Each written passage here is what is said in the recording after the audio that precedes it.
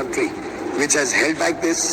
All the other countries in the Security Council, permanent members, are in favor of India having a seat at the permanent, and I do hope good sense will prevail in the future and we will get our rightful place. Openly एक statement दिया है कि UNSC में भारत की permanent seat नहीं है, ये तो एक मजाक हो गया। इंडायरेक्टली वो ये कहना चाहते हैं कि यूएनएससी में भारत को परमानेंट सीट मिलनी चाहिए, वीटो पावर भारत के नाम होनी चाहिए। चाइना हर महाज पर जाकर खलल डालता है, हर महाज पर जाकर ओपोजिशन का मुजाहिरा करता है कि भारत को वीटो पावर नहीं मिलनी चाहिए। हमारी सीट इन यूएनएससी होगी, ज्यादा पीस कीपर्स हम देते हैं अब तक, ठीक है सर।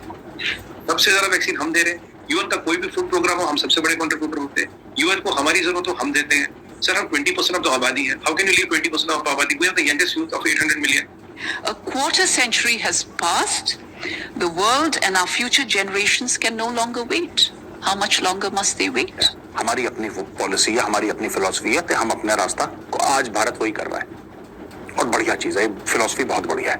जय हिंद दोस्तों, धीरे धीरे अब उन देशों की संख्या बढ़ती जा रही है जो भारत बोला कि इनको वीटो पावर मिलनी चाहिए है।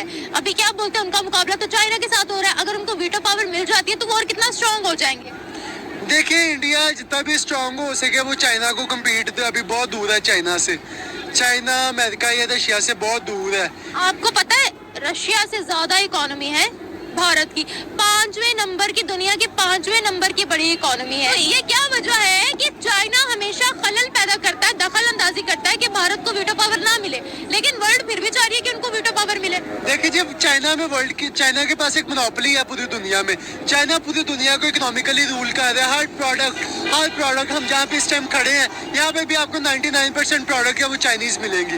वो चाइनीज ये जो आपने कोड भी पहना ये भी चाइना का, ये माइक चाइना का है। ये कोड नहीं है चाइना का, ये फ्रांस का है, लेकिन ये माइक जरूर चाइना का। इस पे देखिए ना, चाइना एक इकोनॉमिकली रूल कर रहा है। अमेरिका को डर रहा है कि चाइना सुपर पावर ना बन जाए। अमेरिकन डॉलर खत्म करके चाइनीज येन को चाइना आगे लाने की कोशिश कर रहा है। अमेरिका इस जाने में इवन के हर कोई उसको सपोर्ट करता है। आज रशिया ने ओपनली क्लेम किया है कि वो इंडिया को सपोर्ट करेगा यूएन सिक्योरिटी काउंसिलिंग में। तो क्या वजह लगती है कि इंडिया जो है इतना ज्यादा पावरफुल होता जा रहा है, डे बाय डे हर कोई उसके ऊपर रिज्यू कर रहा है। पाकिस्तान बहुत पीछे रह गया। रशिया ऑलरेडी उसको बहुत ज्यादा सपोर्ट कर रहा था, लेकिन आज उसने ओपनली क्लेम कर लिया। आज रशिया ने ओपनली क्लेम किया है कि वो इंडिया को सपोर्ट करेगा, इंडिया को सिक्योरिटी देगा, यूएन जो है उसमें यूएन सिक्योरिटी देगा काउंसलिंग में। आप क्या समझते हैं कि डे बाय डे हर मुल्क इंडिया की तरफ रिज्यू कर रहा है, उसको सिक्योर कर रहा है, उसको इन्वेस्ट कर रहा है, हर चीज उसके लिए कर रहा है। पाकिस्तान बहुत पीछे रह गया है, क्यों और कैसे? पाकिस्तान तो पीछे रह गया हमारे हुक्मरानों की वजह से ना, पहली बात तो ये। और दूसरी बात ये, जो इंडिया वाली बात करें, रूस इंडिया के साथ तो पहले भी रूस तजारत कर रहा था और कर रहा है। वो तेल भी उनसे ले रहे हैं, गंदम भी ले रहे हैं, सब कुछ कर रहे हैं। अगर नहीं समझ आ रही तो हमारे पाकिस्तान को समझ नहीं आ रही कि हमने रूस के साथ काम करना है कि नहीं करना। रशिया ने ओपनली क्लेम किया है कि वो इंडिया को सपोर्ट करेगा यूएन सिक्योरिटी काउंसिलिंग में, वो इंडिया को सपोर्ट करेगा। आपको क्या लगता है कि डे बाय डे जो सपोर्ट कर रहा है कोई ना कोई मुल्क इंडिया के साथ, क्यों कर रहा है? क्या रीजंस लगते हैं? और पाकिस्तान की तरफ कोई रिज्यू क्यों नहीं करता?